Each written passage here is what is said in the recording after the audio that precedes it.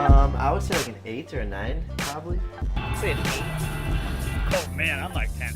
At this current moment, probably around 8, 9 maybe.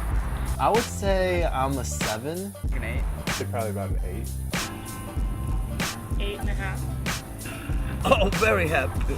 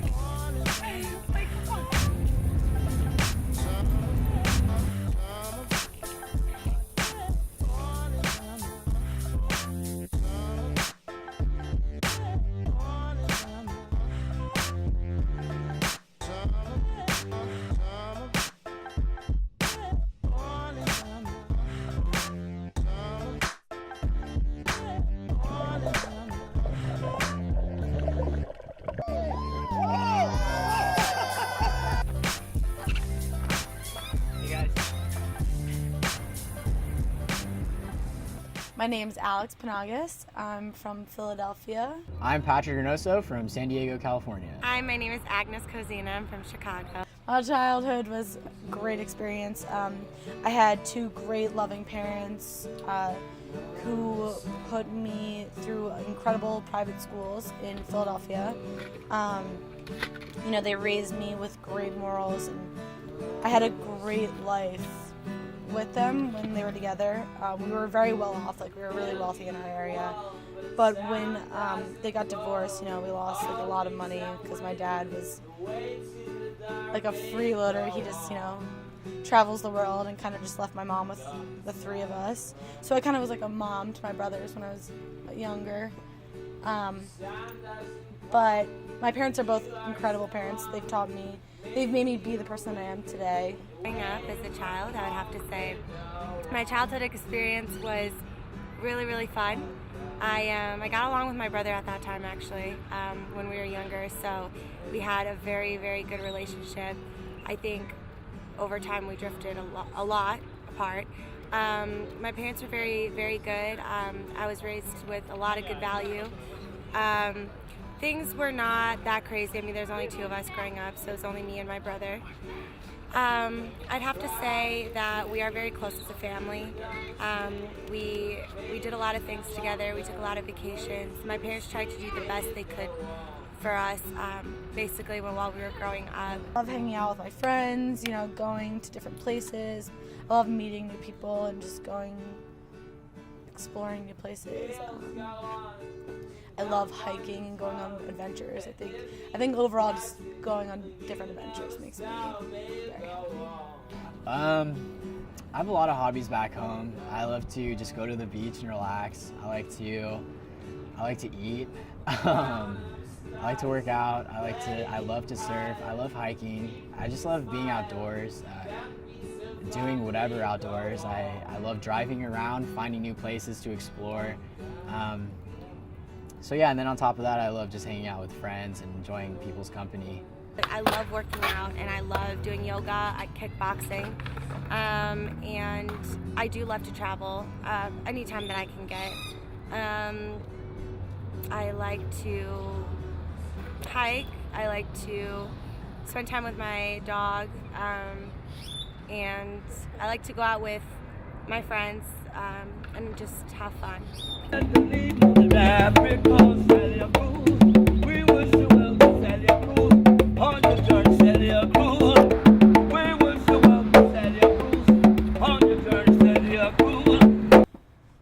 Okay, on a scale of 1 to 10, I'd say I'm like a 7, 7.5. And I think that the reason I'm not like a 10, which I usually am, is just because I'm so anxious about the future. And I try to stay in the moment and stay present, but the fact that I'm about to graduate like scares the shit out of me, and not knowing what I'm gonna do after I graduate is so scary. So I think that's one thing that like is bringing my happiness down, because it makes me worried and makes me anxious about the future, which you shouldn't be. I should just be in the present. I don't know, I'd say I'm a 9.5. I'm just like, I'm happy with life right now. I'm content with where I'm at this stage of my life. I'm really happy that my family is healthy, my friends are healthy, and I think that's the most important thing to me. I don't know, like I wake up in the morning like joyful, jovial. You know, I don't know. What would I base it off of? I got good roommates, good friends, sunshine like every single day, 365 days a year almost, here in Arizona. You know?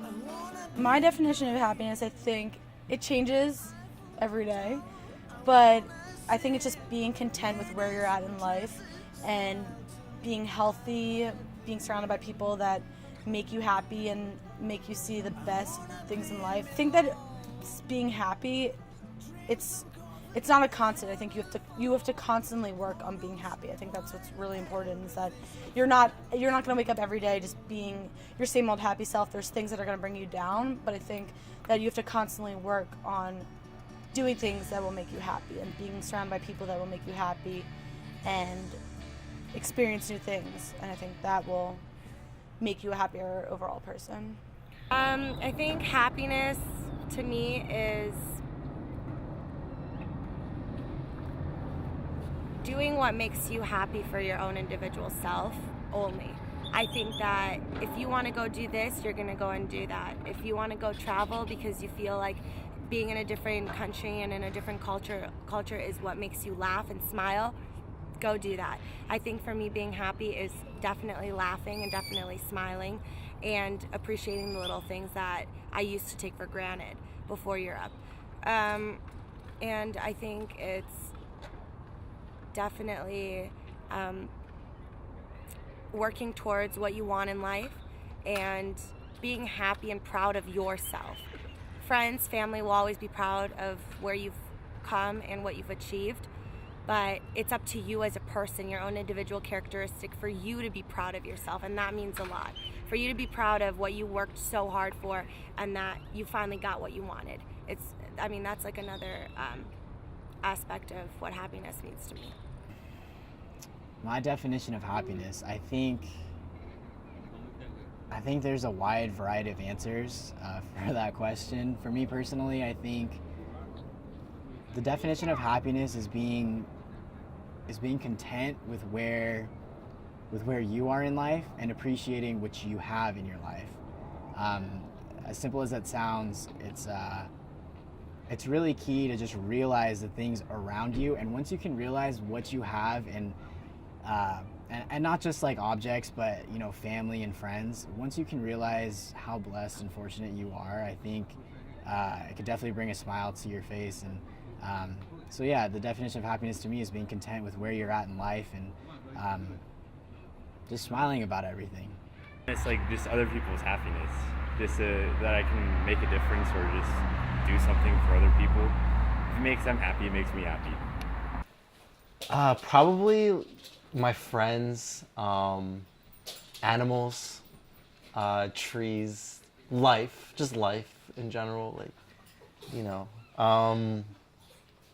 and definitely the weather, and what I'm gonna do that day. Like if it's like a boring day, like I may not be quite happy, but if it's a fun day, I'm gonna be happy. Oh, I don't think I really had too much of a hardship compared to many other people. I think I had a really incredible upbringing, but when my parents got divorced, you know, like we lost a lot of money in the divorce, or my mom lost a lot of money, and, you know, I couldn't afford to go to the schools that I wanted to go to. I couldn't afford the things that made me happy before, like, you know, the best clothes and go to the best concerts or whatever, the best restaurants, and, you know, doing those things.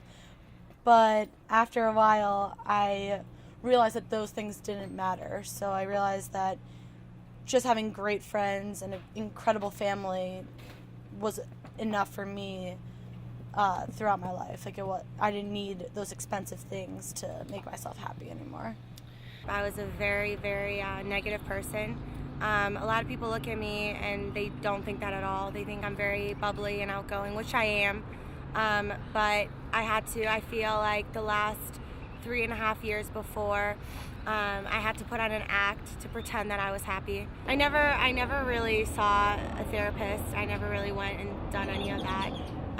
But I really, really hated my life. It got really bad to the point where one day I was just standing in front of the mirror, and I just kind of wanted to end my life right then and there. And it's weird, because coming from me to say that, because I really am a very positive and bubbly, outgoing person, but I didn't really want to. I felt like everything was just falling downhill.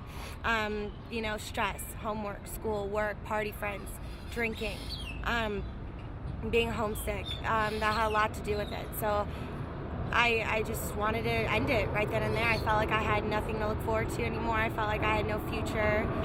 This was about my junior year of college. So back in 2010, after I graduated from high school, my stepdad was stationed in Japan.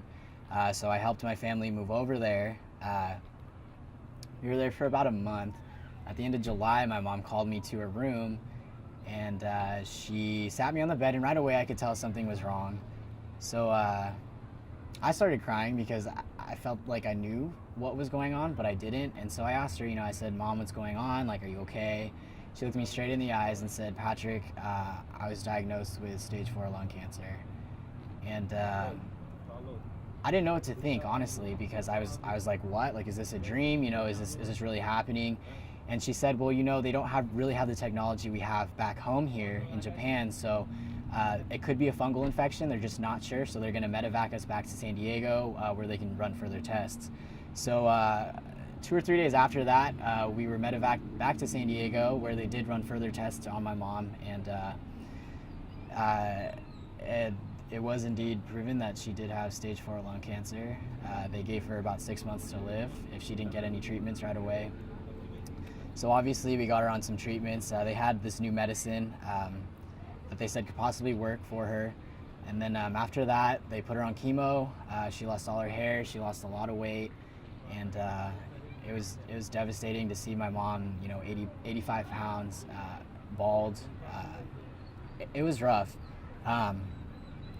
But luckily, I was fortunate enough to have her for about 1.5 years, so a little longer than 6 months. And, I say I got a lot closer to my mom. I didn't think it was possible to get any closer to her, but through her cancer treatments and through everything, we definitely built a bond. And I definitely appreciate having a mom a lot more now. It's sad to me when I see people take their moms for granted, or even just like hearing people talk to their moms on the phones at school. I wish I could just call my mom and talk to her, but I can't.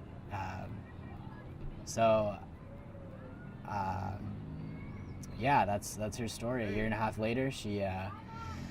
I was actually a sophomore. I was getting ready for finals, and my stepdad called me and said, "Hey, you need to get back to San Diego. Your mom's in the hospital." And I didn't think anything of it because she was always in the hospital. So I said, she'll be okay. I need to finish finals, and then I'll be home for summer. He said, "Patrick, you need to be home now." So the next day, I drove out to San Diego. I drove straight to the hospital where they were keeping my mom basically awake to see me. And when I saw her, she was on some medication and she couldn't really talk, but she was very coherent. She could see me and everything. And she broke my heart because when I got there, she was like, "Patrick, what are you doing here? You're supposed to be at school." And it was just really sad because she had no idea that she was gonna die. So that was really hard, but I got to hold her hand. I got to say my final goodbyes, and then that night they drugged her and basically kind of just like let her sleep so she wouldn't suffer. And then 2 days after that, she passed. So. It's a long story, but I came from LA and I went to Texas, and then I flew in here to visit my friend, and we just had some burgers, and it's like really gorgeous out right now. And I also ran a little bit, so I'm like a little like pumped out. So yeah, I'm pretty happy. So I kind of like put God in this whole like me wanting to end my life and kind of, you know, be done. And then I think that's what triggered me to get a tattoo, which I did. Well, I only have one, but I got one and kind of relate it with God. And then every time I look at it, I just kind of have that thought in my head that God, was I stupid for even, you know, wanting to do that and wanting to end my life? But it like is on me to help me realize that I would never pull a stunt like that ever again. Escape was Europe because it was something that I really wanted to. I really wanted to study abroad. That was one of the reasons I really wanted, that was really one of the things I really wanted to do, going to college. So making Europe happen for me and making myself go and having it all turn out that way, that was definitely one of the things that really helped me overcome it, and one of the things that I really, really liked looking forward to.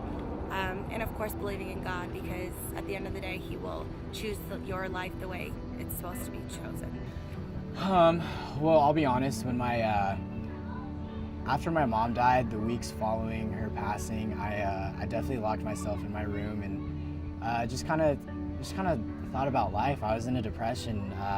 It was hard because my mom was my best friend. You know, you always hear the saying like you never think it's gonna happen to you, and I never thought it was gonna happen to me. But I lost my best friend, and I didn't know how to deal with it. You know, I thought sitting in my room and just contemplating it would make things better, but it didn't. And I found happiness in life, in my siblings and my friends. Seeing my siblings smile, seeing them laugh. I could see my mom in them, and that definitely brought a smile to my face. And then I kind of started opening up. I started telling my friends about, you know, my struggles, and they definitely helped me out. I would go out with my friends. You know, I like to surf. We'd go out to the beaches back in California, and just getting out and getting your mind off of it really took me out of that depression.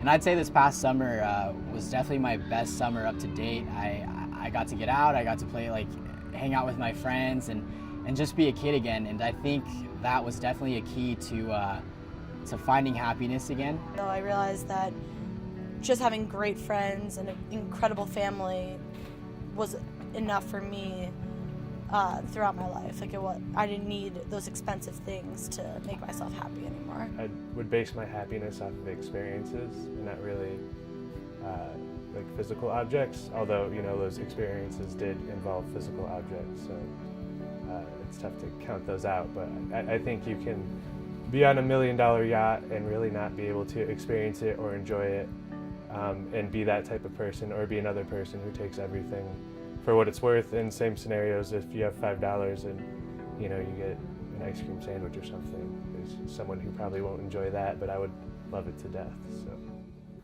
So I think that children have a certain sense of happiness where they are just so happy with the little things. Like they see bubbles and they smile, or they go on a swing set and are having the time of their lives. And I think that as we grow up, we lose that sight of true happiness, of where, you know, you can just be so happy and content with the smallest thing. Like, you know, yeah, like sitting on a swing set and just swinging and just like letting go. I think that as adults, we have so many different things to worry about and be concerned with that we lose sight of what it's like to be a kid. And I think that to be like ultimately happy, you have to get back to your like child senses and just like live life day by day and just be happy with what you have and where you are. I feel like comparing childhood happiness to like adult happiness or my happiness now, personally, I'd say it's the same, because I try to have that mentality of a child. I've tried to have that my whole life, you know. Kids are beautiful, you know. They appreciate everything, and they don't stress about the small things. They just enjoy life, and I try to live my life like that. So I wouldn't really say there's a difference of happiness between when I was a child or now, because I do still try to appreciate everything that I did when I was a kid.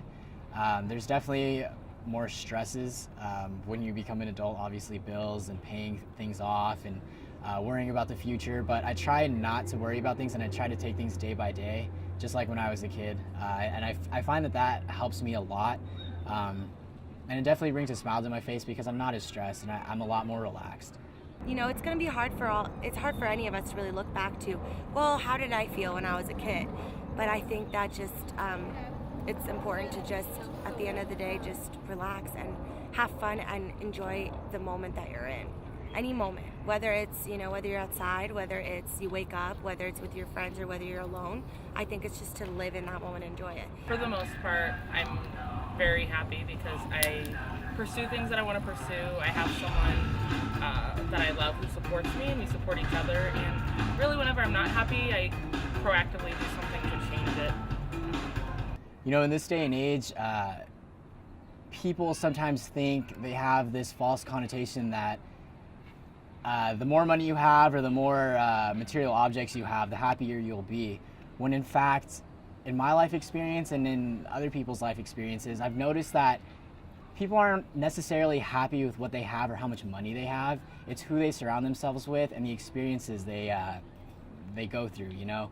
I heard a statistic not too long ago that America is one of the wealthiest countries, but we are ranked, I think, 23rd or 25th for the happiest country. And so I think that speaks volumes on money doesn't really mean much, you know? It's, like I said, it's who you surround yourself with and the experiences that you go through and what you make out of life and appreciating the small things. Okay, I think what makes me the most happiest is when I surround myself with people that are positive and like to have a good time and are always smiling and laughing. I like to smile and laugh a lot, so being around those kinds of people is definitely what boosts my energy up more and makes me more happier. I would definitely have to say that being in an environment and a different culture is what did make me the most happiest. I'd have to say when I studied abroad for the first time in London for 4.5 months, I would have to say that changed my whole outlook on life, and that changed my life from being who I was to who I am right now. I mean, we could, you know, it's, you know, more than one country, and you're, you know, in multiple countries interacting with a lot of different people and experiencing a whole different culture. But I think that that's what makes you grow as a person and makes you have a completely different outlook on life with two different perspectives. We're so caught up in like this big bubble that we're living in that we never like try to leave and go see what else is out there. Okay, I think that you can like, I think that the way you can still be childlike and just be as happy as a kid is if like you look at life as a game and just something, you just have to have fun with it. You just need to constantly play, kind of. Like, I think I read this like article the other day on how to like